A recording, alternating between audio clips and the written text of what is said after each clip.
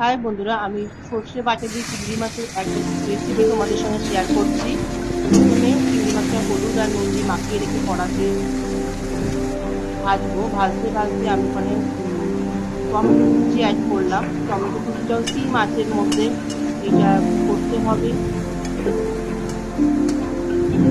এবার ভাজতে ভাজতে এর সাথে আমি নুন দিচ্ছি,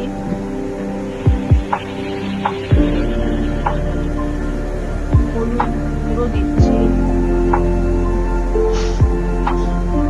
লঙ্কা গুঁড়ো দিলাম, জিরে গুঁড়ো, ধনে গুঁড়ো সবই একটু একটু করে পরিমাণ মতো আমি অ্যাড করলাম। তারপরে হলুদ, রসুনের সঙ্গে শুকনো লঙ্কা বাটা সেটাও আমি অ্যাড করলাম।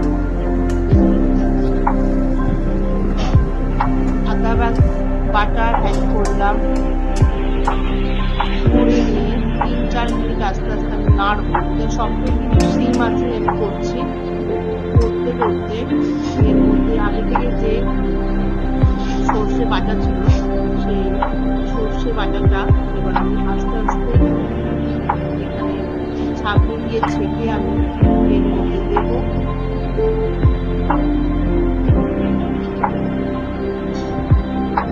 খুব আস্তে আস্তে ফুটছে সেই মাছে। এবার 3-4 মিনিট এইভাবে নাড়াচাড়া করতে করতে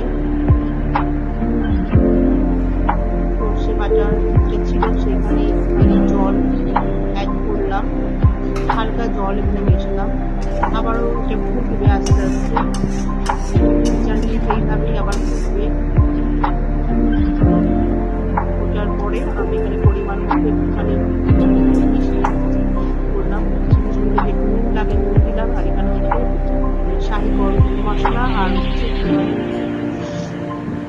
কাঁচা সর্ষের তেল অ্যাড করলাম।